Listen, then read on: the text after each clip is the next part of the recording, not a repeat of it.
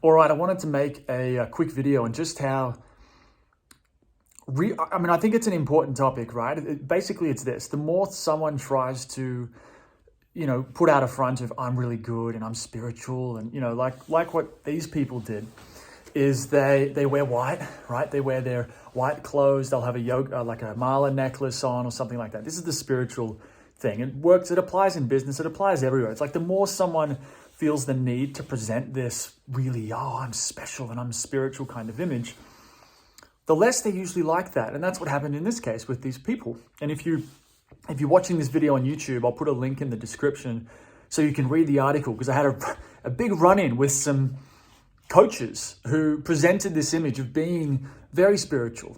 And, it was all about the image though. They wore white, they had the yoga mala necklaces, no tattoos or piercings, very clean cut. The language they used was high vibe, raise your vibration, all this sort of bullshit.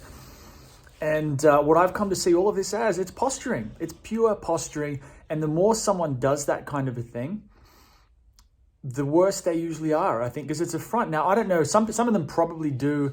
And there's a lot of these people out there right now. Spirituality is very trendy. You got to watch out for them.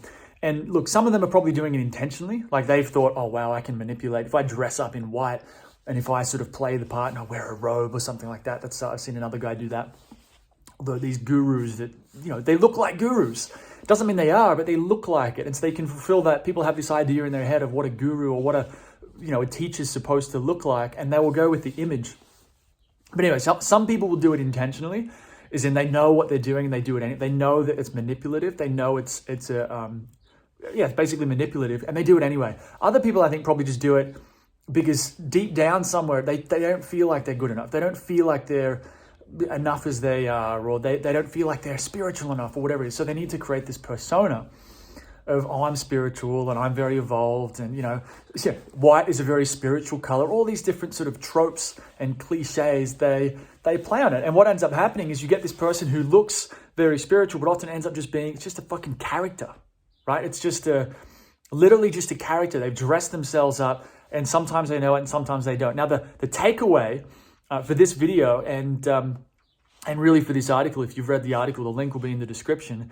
The takeaway is that these things are red flags, right? So the more, if you're looking for a teacher, especially a spiritual teacher, you could apply this in different, industries and areas in your life. But if you're looking for a teacher a spiritual teacher, the more they look like a spiritual teacher, the less you probably want to work with them. The more they just look like an ordinary person, the more down to earth, the more grounded, the more just average in a way that they look, the more trustworthy they likely are. On the other hand, the more they feel the need to wear, they got the yoga mala necklace and they wear white clothes and they're always namasteing you, or that's why I tried to do a little namaste there.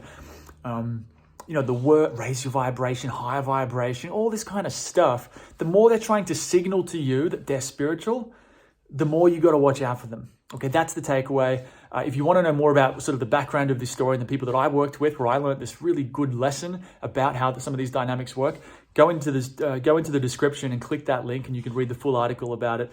It's obviously a bit about my story, but it's also about some of the strategies that these very manipulative people will use. And there's a lot of these people out there. They're not just in the spiritual world; they're all over the place.